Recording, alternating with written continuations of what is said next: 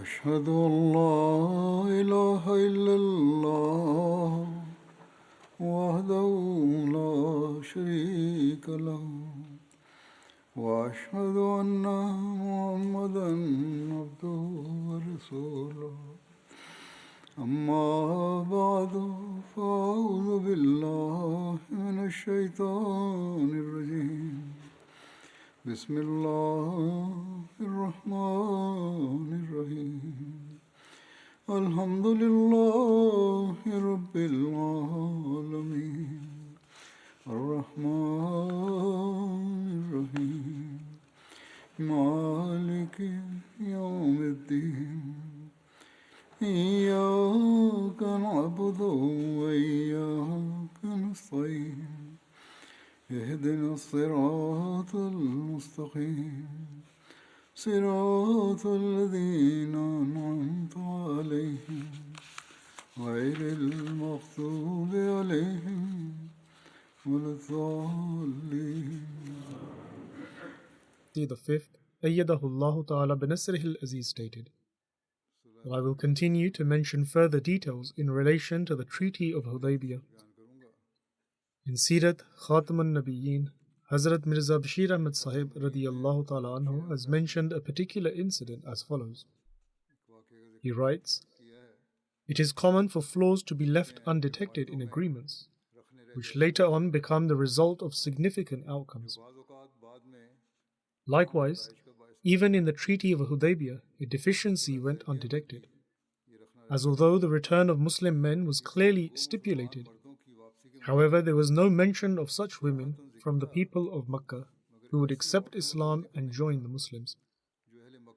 However, shortly thereafter, such circumstances began to reveal themselves, as made this flaw evident to the people of Makkah. As such, only a short time had passed in the settlement of this agreement when some Muslim women managed to escape the hands of the infidels and reach Medina. Among them, the first was the daughter of a dead idolater, who was the chieftain Uqba bin Abi Mu'ayt. Her name was Kulthum.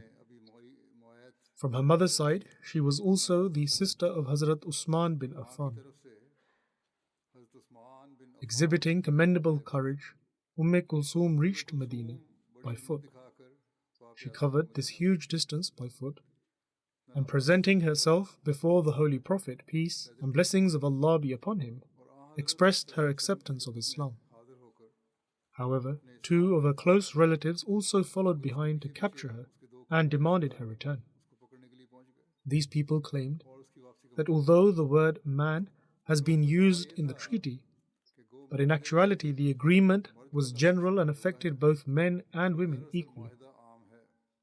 However, in addition to the words of the treaty, Kulthum contended for an exception in the case of women, because a woman belongs to a weaker gender. Moreover, in comparison to men, she holds a subordinate position to men, and so for this reason to return her would be equivalent to tossing her into the mouth of a spiritual death and thus depriving her of Islam. Therefore, to consider women exempt from this stipulated agreement was not only in complete accordance with this agreement, but logically speaking, it was closer to justice and necessary. For this reason, naturally and equitably, the Holy Prophet, peace be upon him, gave a verdict in favor of Kulthum and sent her relatives back. Furthermore, God the Exalted also supported this decision. And so during these days, the Quranic verse was revealed that when believing women come to you as refugees, examine them, and if they prove to be virtuous and sincere, send them not back to the disbelievers. But if they are married women, return to their disbelieving husbands their dowries. Thereafter, whenever a woman would leave Mecca and arrive in Medina, she would be thoroughly examined and her intention and sincerity would be thoroughly assessed. Then, as for those women who proved to be well-intentioned and sincere, and there was no materialistic or personal purpose behind their migration, they would be kept in Medina. However, as for those women who were married, their dowries were paid to their husbands, and after that they were free to marry amongst the Muslims.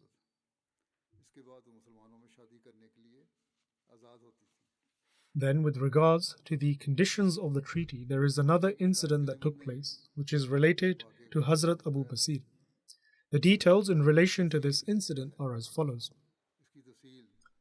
Among the conditions of the agreement of Hudaybiyah, one condition was that if an individual from among the Quraysh becomes Muslim and comes to Medina, the people of Medina should not grant him protection. Instead, they should return him. If, however, a Muslim denounces Islam and heads towards Mecca, then the people of Mecca would not return him. At the outset, this condition seemed to be a means of disgrace for the Muslims, and it was for this reason that many Muslims were averse. So much so that even a venerable and remarkably understanding companion like Hazrat Umar radiyallahu ta'ala anhu, in the emotional situation of that time, in other words, when people had become severely impacted and shocked over the fact that they were forsaking their rights, Hazrat Umar radiyallahu ta'ala anhu became very displeased and restless concerning this condition. However, soon thereafter it was proven that in reality this condition was a means of weakness for the Quraysh and strength for the Muslims.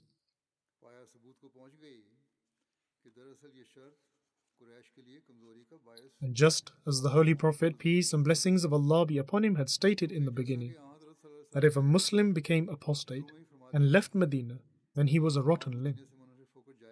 In other words, it was only those who were hypocrites or those who were not truly sincere who would leave Islam. And therefore, if they left, then there was no harm in that and no reason to bring them back to Medina.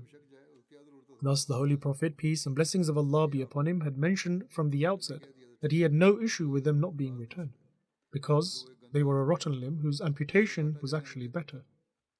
However, in comparison to this, if an individual became Muslim pure-heartedly and left Mecca, whether he find a place in Medina or not, he would become a means to strengthen Islam, irrespective of where he resided, and ultimately Allah would clear a way for his deliverance.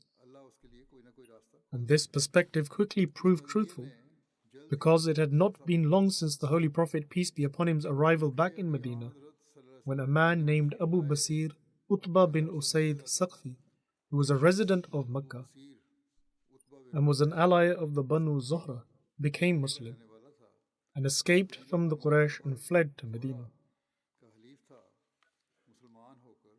The Quraysh of Mecca sent 2 men in his pursuit, and they implored the Holy Prophet, peace and blessings of Allah be upon him, to hand Abu Basir over, as per the conditions of the agreement. And so the Holy Prophet, peace and blessings of Allah be upon him, summoned Abu Basir and ordered him to go back.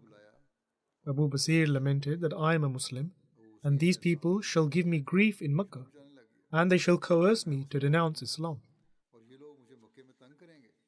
The Holy Prophet, peace and blessings of Allah be upon him, stated that we are bound by the agreement and cannot keep you here. And if you are patient for the sake of Allah, then He will open a way for you. We are constrained by the treaty and cannot act in offense to the agreement.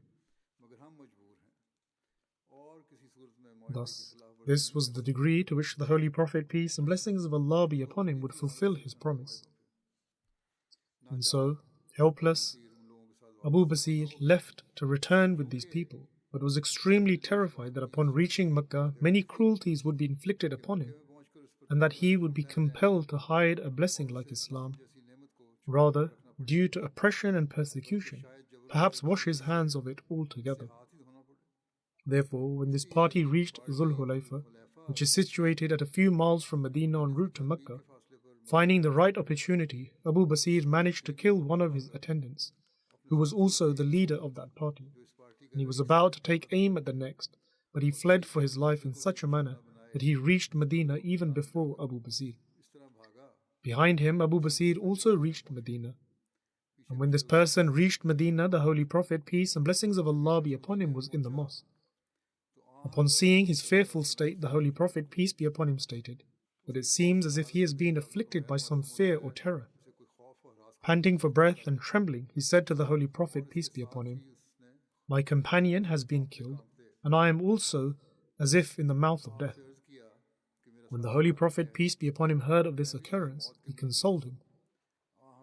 Meanwhile, clutching a sword in hand, Abu Basir also reached there, and as soon as he arrived, he began to say to the Holy Prophet, peace be upon him, that, "O Messenger of Allah, peace be upon him, you handed me over to the Quraysh, and now your duty has been fulfilled. However, God has granted me deliverance from a cruel people, and now you have no responsibility over me." The Holy Prophet, peace be upon him, spontaneously stated that woe to his mother. In the idiom of the Arabs, these words are used to reproach someone or express astonishment in that this man is kindling the fire of war, and if only there was someone to control him.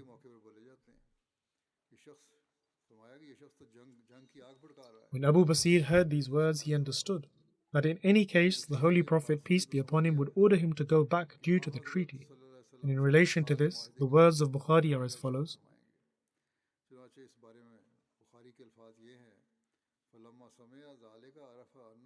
That is, when Abu Basir heard these words of the Holy Prophet, peace and blessings of Allah be upon him, he knew that he would be returned to the Meccans.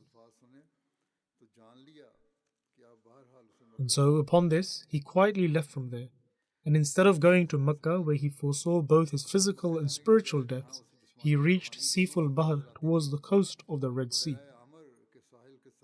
When the other weaker and hidden Muslims of Mecca found out that Abu Basir has set up a separate abode, they also began to slowly leave Mecca and reached Siful Bahr.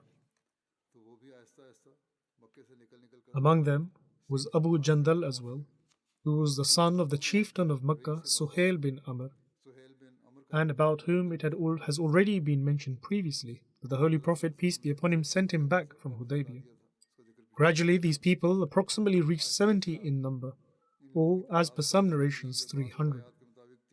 And in this manner, it was as if, in addition to Medina, a second Islamic sovereignty also came into being, which in terms of religion was under the Holy Prophet, peace be upon him, but was separate and independent in terms of government. On the one hand, the existence of an independent political system within the region of Hijaz was dangerous for the Quraysh, and on the other, the Muhajirin of Siful Bahr were deeply wounded by the Quraysh of Mecca. For this reason, after only a short while, relations between these Muhajirin of Siful Bahr and the Quraysh of Mecca took a form almost identical to that which initially existed with the Muhajirin of Medina. Furthermore, since Siful Bahr was situated very close to the route which ran from Medina to Syria, for this reason confrontations between the caravans of the Quraysh and these Muhajirin began to take place. And this new war took on a very dangerous state of affairs for the Quraysh. Firstly, because the Quraysh had become very weak after the last war, and secondly, their number had drastically decreased. Furthermore, in comparison to them, the Islamic state of Siful Bahr, which was led by zealous companions such as Abu Basir and Abu Jandal, was full of fresh fervour of faith and the strength springing from the bitter memories of cruelties committed against them, which knew no opposition. And the outcome was that after a short period in time, the Quraysh threw in its arms, and becoming distressed by the attacks of the party of Abu Basir, by means of a delegation, they came to the Holy Prophet, peace and blessings of Allah be upon him, and pleaded on account of their relation to him, to call the Muhajirin of Siful Bahr to Medina, and make them a part of his political system.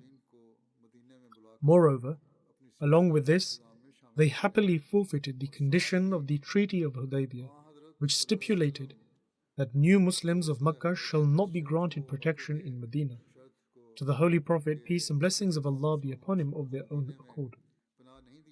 In other words, they themselves removed the condition that anyone who became a Muslim and went to Medina would be returned. Thus, the Holy Prophet, peace be upon him, accepted this request and sent correspondence to Abu Basir and Abu Jandal that since the Quraysh had amended the treaty of their own accord, they could now come to Medina. When the ambassador of the Holy Prophet, peace and blessings of Allah be upon him, reached Siful Bahar, Abu Basir was ill and bedridden, and he was becoming extremely weak. Abu Basir clutched the blessed letter of the Holy Prophet, peace and blessings of Allah be upon him, very affectionately, and shortly thereafter he passed away in this very state.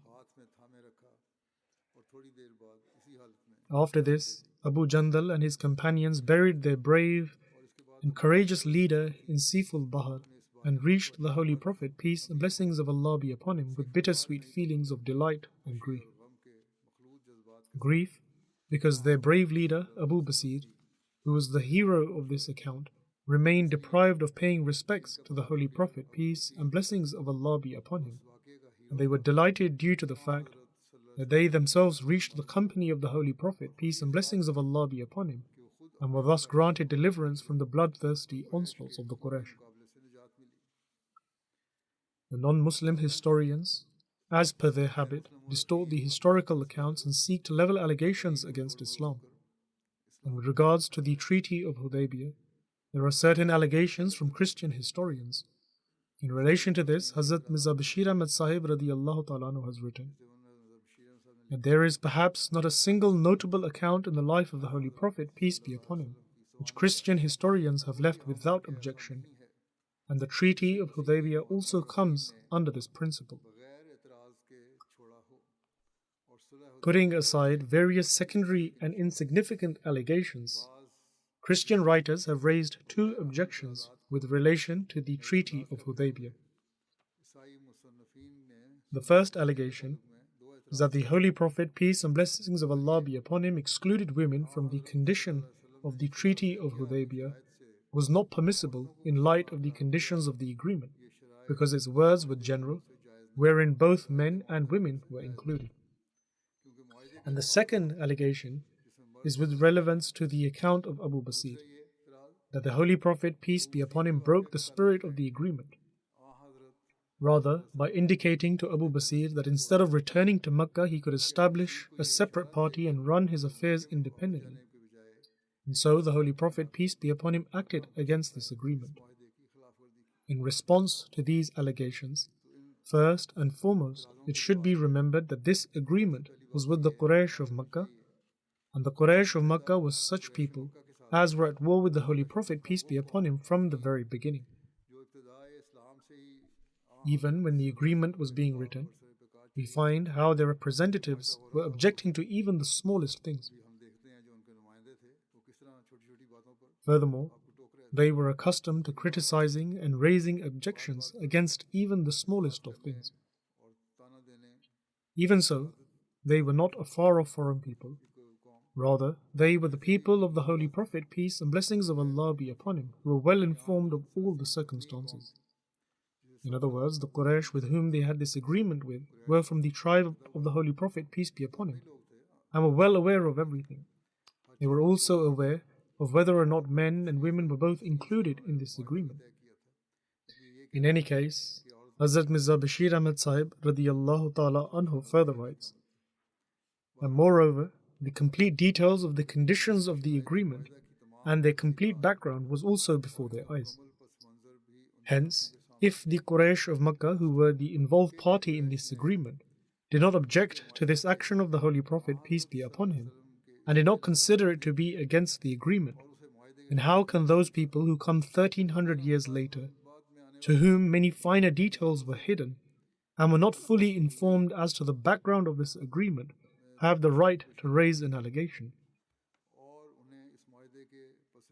The idolaters at the time did not raise this allegation, and yet the Orientalists of today raise allegations against Islam.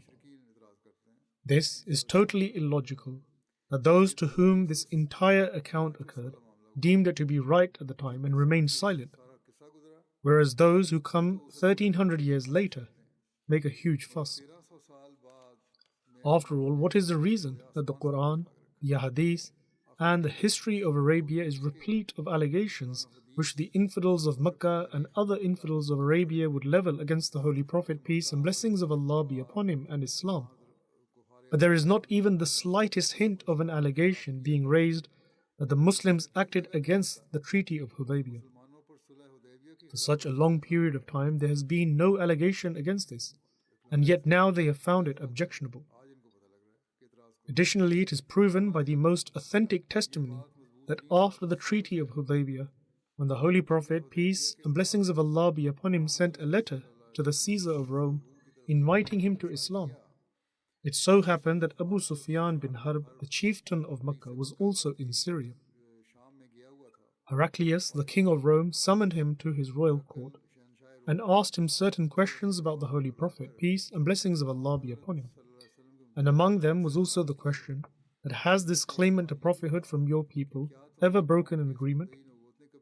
In response to this question, the words uttered by Abu Sufyan, who at the time was the chief of the disbelievers and was the most vehement of the enemies of Islam, his words were that no, Muhammad, peace and blessings of Allah be upon him, has never proven treacherous in the matter of his covenants. However, in these days we are at a truce with him, but I do not know how he shall deal until the conclusion of this agreement. Abu Sufyan said that throughout the entire course of this dialogue, except for this phrase, he could say nothing more to produce a possible doubt in the heart of Heraclius against the Holy Prophet, peace and blessings of Allah be upon him. This dialogue of Abu Sufyan and Heraclius did not occur immediately after the Treaty of Hudaybiyah. Rather, it must have taken some time for the Holy Prophet, peace be upon him, to prepare and then send a letter to Heraclius inviting him to Islam, and then for that letter to reach Heraclius, and then for the assembly of the royal court of Heraclius, and to find Abu Sufyan and summon him to that court, etc., because travel was not easy in those days. And so it is conceivable that by then the fleeing of Abu Basir to Medina and the incidents of Kulthum and other Muslim women leaving Mecca and reaching Medina had already taken place. And so it is for this reason that all historians mention the account of Abu Basir and Kulthum first, and then the account of the letter to the Caesar of Rome later. However, despite this, Abu Sufyan could not raise the allegation of breach of contract against the Holy Prophet, peace and blessings of Allah be upon him, even though his words indicated that it was his desire to raise an objection if possible. But despite this, critics born 1300 years later do not fear God while leveling the allegation of breach of contract against the Holy Prophet, peace be upon him. Alas, how unfortunate it is. Then, if we delve deeper into the details of these allegations, their weakness becomes even more evident. For example, the first allegation is that both men and women were in fact included in this agreement, and that the Holy Prophet, peace be upon him, acted tyrannously and declared women exempt. But as we have already mentioned, and this was discussed earlier, that this allegation is completely false and baseless, because the words of the agreement, as are recorded in the most authentic narration, clearly mention that only men were the object of this agreement, and not both men and women. And as we have already seen, the words of the agreement, as recorded in Sahih al-Bukhari, they are as follows.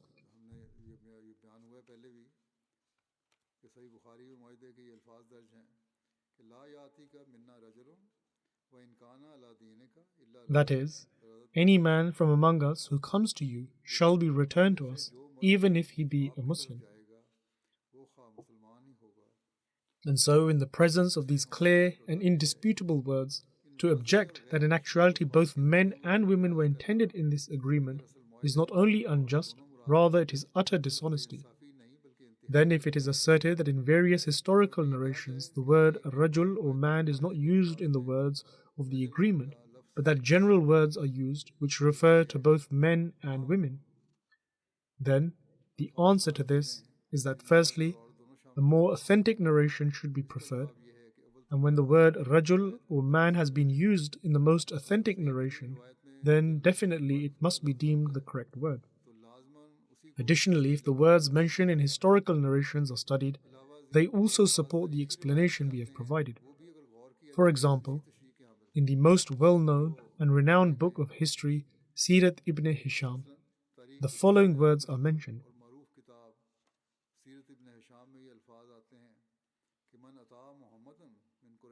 That is, any individual from the Quraysh who comes to Muhammad, peace and blessings of Allah be upon him, without the permission of his guardian, shall be returned to the Quraysh.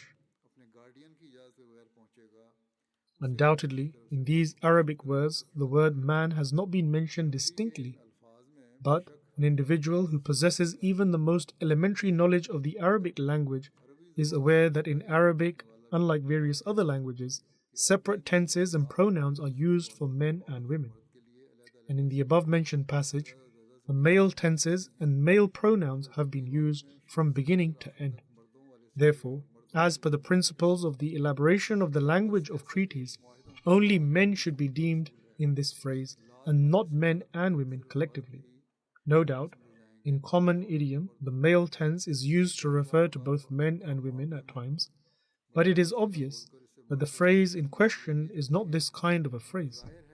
Quite the contrary, it is the phrase of an agreement which possesses the rank of law, rather a rank higher still.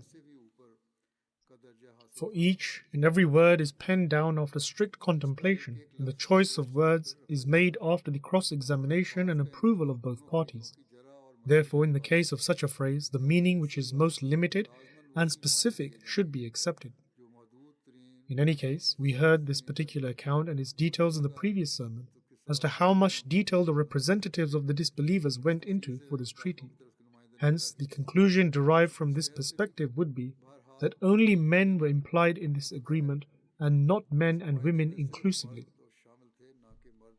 Moreover, as mentioned, to return a woman who is of the weaker gender and is generally at the mercy of her husband or a male relative would mean to cast her back to disbelief and polytheism with one's own hands, which is not only far from emotions of mercy and compassion, but also equality and justice.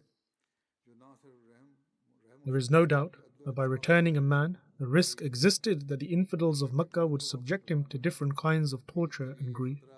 But still, a man is a man. Not only can he bear more suffering, but as is needed by hiding or fleeing, or by creating a partnership, etc., he can open many ways for his own deliverance, just as Abu Basir did. But what can a helpless woman do? In such circumstances, there was the case of forcefully depriving her of Islam or death. In these circumstances, it was completely impossible for a merciful and noble person like the Holy Prophet, peace be upon him, to return helpless and vulnerable Muslim women back to the cruelties of the tyrannous infidels. Thus, whatever was done was not only correct and in complete accordance with the agreement, but it was also completely appropriate and correct as per the sound principle of equality and justice, mercy and compassion.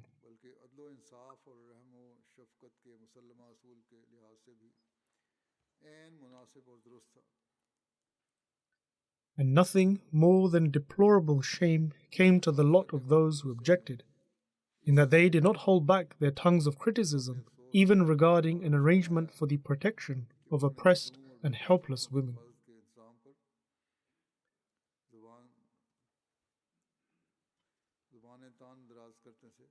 Then, the second allegation relates to the account of Abu Basir. However, upon reflection, this allegation also proves to be completely weak and feeble. Undoubtedly, the Holy Prophet, peace and blessings of Allah be upon him, concluded an agreement stating that any individual, in other words, any man who flees to Medina from the infidels of Mecca, he shall be returned even if he be a Muslim. However, the question is that did the Holy Prophet, peace and blessings of Allah be upon him, act in opposition to this agreement? Not at all. Instead, the Holy Prophet, peace be upon him, demonstrated such a complete and magnificent fulfillment of this agreement that the world is unable to present its likeness. Just contemplate, becoming convinced of the truth of Islam, he, i.e. Abu Basir, flees from Mecca, and in order to save himself from the persecution of the Quraysh and to save his faith, he secretly reaches Medina. However, his cruel relatives also pursue him, and by the power of the sword they wish to forcefully turn him from the truth of Islam. Upon this, both parties present themselves before the Holy Prophet, peace be upon him. In an emotional tone and terrified manner, he says to the Holy Prophet, peace be upon him, that, O Messenger of Allah, peace be upon him, God has inferred upon me the blessing of Islam, and the life of grief and danger which lies before me if I return to Makkah is known to you. For the sake of God, do not send me back.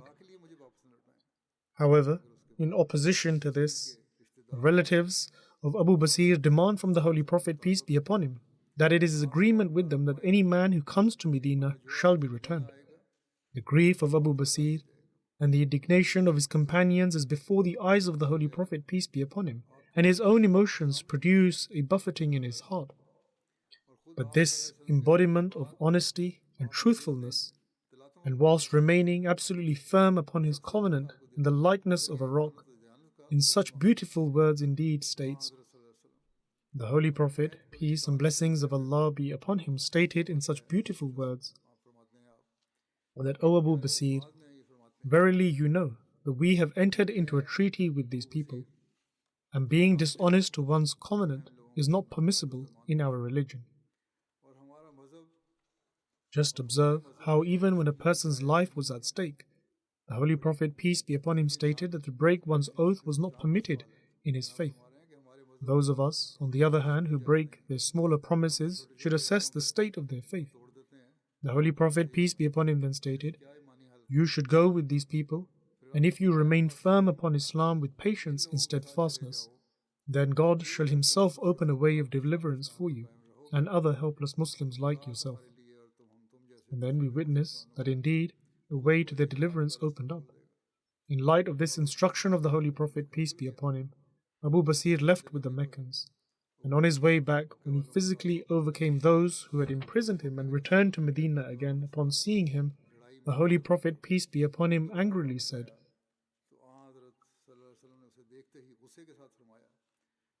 that is, woe to his mother, this man is kindling the fire of war. Alas, if there was someone to control him. Upon hearing these words, Abu Basir becomes certain that the Holy Prophet, peace and blessings of Allah be upon him, would send him back either way, and so he secretly left Medina and established an abode for himself in a far-off place. Now, if this entire account is justly analyzed, how was the Holy Prophet, peace and blessings of Allah be upon him, responsible for this, and what allegation could be raised against him? Instead, the truth is that the Holy Prophet, peace and blessings of Allah be upon him, suppressed his emotions and fulfilled the covenant, and not only once, but sent Abu Basir back twice. Moreover, the Holy Prophet, peace be upon him, sent him back with such magnificent words that the history of the world cannot present its likeness. The Holy Prophet, peace be upon him, suppressed his own emotions, he suppressed the emotions of his companions, and he suppressed the emotions of Abu Basir, and he fulfilled the covenant at every cost. If then Abu Basir freed himself from the people of Makkah and went somewhere else, what allegation can be levelled against the Holy Prophet, peace be upon him? And what condition of the treaty stipulated the obligation of the Holy Prophet, peace be upon him, to return someone who had fled from Makkah, irrespective of where he may be? Alas, how unfortunate it is that the enemies of Islam did not deal justly with Islam on any matter. Furthermore, if it is alleged that the Holy Prophet, peace be upon him, could have dispatched an order to Abu Basir in his established camp to return to Medina, and since he did not do this, therefore, although the Holy Prophet, peace and blessings of Allah be upon him, did not break the words of the agreement, he did act against its spirit. This is another weak allegation raised by them. As such, this allegation is also one of sheer ignorance, and the words of the agreement and the spirit of those words rejected. Because the condition of the agreement that if a Muslim resident of Makkah fled to Medina, then the Holy Prophet, peace be upon him, would return him, clearly proves that the purpose of this condition was to ensure that such a person, despite his being Muslim, would not be accepted into the circle of Medina's Islamic government.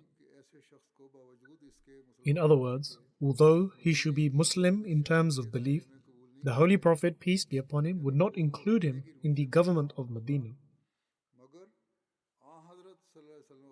And so, If then such an individual had been expelled from the Islamic government as per the conditions of the agreement, how can a demand be made with relation to him that the Holy Prophet, peace and blessings of Allah be upon him, would order him to return no matter where he may be?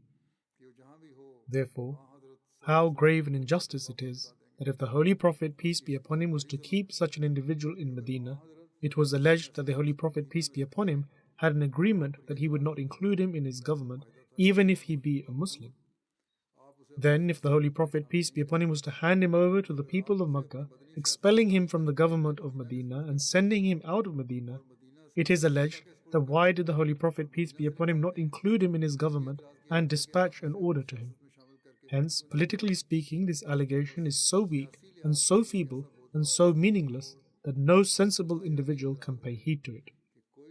Furthermore, the truth is that this unreasonable condition, which was included in this agreement by the infidels, that no Muslim muhajir would be granted protection in Medina, was turned into a punishment by God. Moreover, they were told that their messenger was true to his covenant either way, but that they planted thorns in their own path and cut their own hands by weapons produced by themselves. Furthermore, when they themselves said that any Muslim youth from Makkah who came to Medina would not be kept in Medina, and that he would be considered expelled from the government of Medina, how can they then demand from the same mouth that the Holy Prophet, peace be upon him, impose the rule of his government upon such people and order them back to Makkah wherever they may be residing? This is completely illogical. They presented the condition themselves that the Holy Prophet, peace be upon him, may rule the souls of these people and their matters of the hereafter, but should not become the ruler of their government and worldly affairs. And so, politically, administratively, and by law, the Holy Prophet, peace be upon him, will not have any right over them, even if they are Muslim. Spiritually, they made a pledge to the Holy Prophet, peace be upon him, and were considered Muslims. However, they placed the condition that they would not belong to him politically, i.e. to the Holy Prophet, peace be upon him. And so the Holy Prophet, peace be upon him, accepted this, that they would not remain with him. Then, when they excluded them from the government of the Holy Prophet, peace be upon him, themselves, then what objection can there be upon the Holy Prophet, peace be upon him? In any case, this was a plot of the Quraysh of Makkah which was overturned upon their very selves, and either way, the person of the Holy Prophet, peace be upon him, was pure and remained pure. The Holy Prophet, peace be upon him, fulfilled the words of the covenant and dismissed Abu Basir from Medina, handing him over to the people of Makkah. Moreover, the Holy Prophet, peace be upon him, also fulfilled the spirit of this agreement as well, which was the actual purport of this condition. The Holy Prophet, peace be upon him, excluded Abu Basir and his companions from his own government, and so he remained truthful in every respect, and the infidels became the victims of their own trap. Ultimately, they came to the Holy Prophet, peace be upon him, humiliated, in that they themselves desired to take this clause out of the agreement. Then, for them to assert that by saying, "Woe to his mother, this man is kindling the fire of war, if only there was someone to control him," the Holy Prophet, peace be upon him, indicated to Abu Basir that he should make his own party and wage war against the Quraysh, is such injustice and such a corrupt mentality, and in light of the situation, is such ignorance. These words are clear proof, in fact, of the truthfulness of the Holy Prophet, peace be upon him, and his abhorrence of unnecessary war. Furthermore, these words proved that the Holy Prophet, peace and blessings of Allah be upon him, was in fact expressing his immunity from and disgust towards this action of Abu Basir, and not that he wished to entice him to wage war by some hidden message. Then one may think, as Sir William Muir has concluded, that the last words of the Holy Prophet, peace be upon him, that "Law kana lahu ahad," could also mean, if he had but with him a body of adherents. Some might think that this shows that the wish of the Holy Prophet, peace be upon him, was that if Abu Basir was to find a companion, he may be able to ignite the fire of war. And in this phrase there seems to be an indication of instigating war. The answer to this is that firstly, the translation we have done is in complete accordance with Arabic idiom, examples of which are found copiously in Hadith. In addition to this, if hypothetically the second meaning is accepted, as Sir William Moore takes it, even then, in the context of the expression, the meaning of this phrase would be nothing more than that if Abu Basir was to find a like-minded companion, he would inflame the fire of war. Thankfully, however, he has no such companions in Medina. In other words, it can be concluded that if he finds anyone, that is all well and good, but there are no such people here to help him. Therefore, whichever meaning is taken, the context of this expression and its initial parts are sufficient evidence of the fact that the intent of the Holy Prophet, peace be upon him, was to rebuke Abu Basir and not to incite him to war.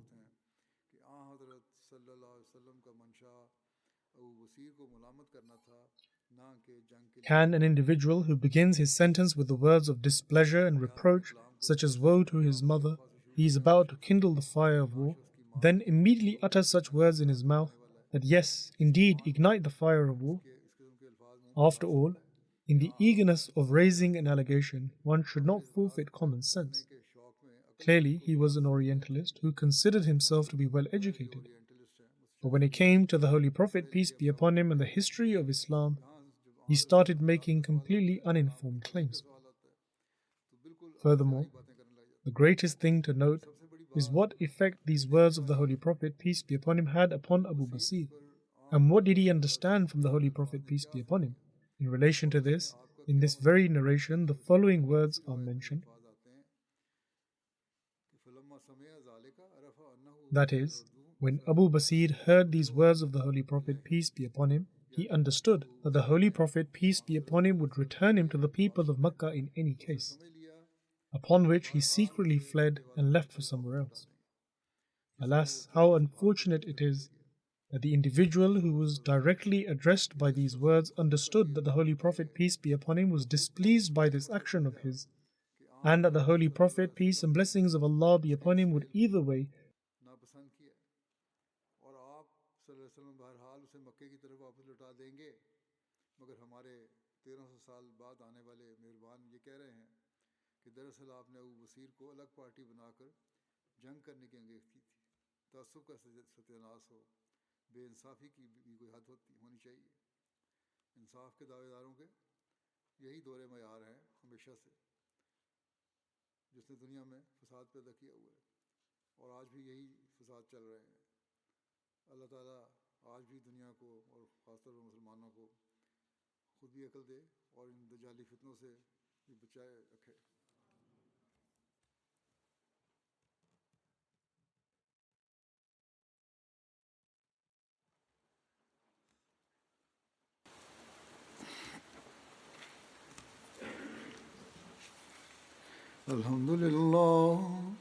الحمد لله نحمده ونستعينه ونستغفره ونؤمن به ونتوكل عليه ونعوذ بالله من شرور أنفسنا ومن سيئات أعمالنا من يهده الله فلا مضل له ومن يضلل فلا هادي له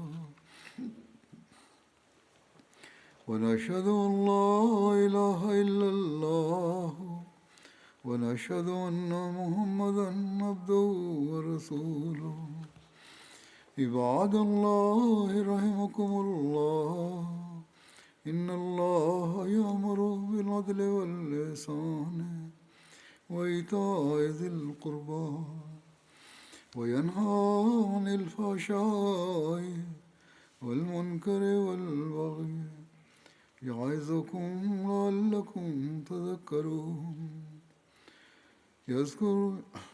اذكروا الله يذكركم وادعوه يستجب لكم ولذكر الله أكبر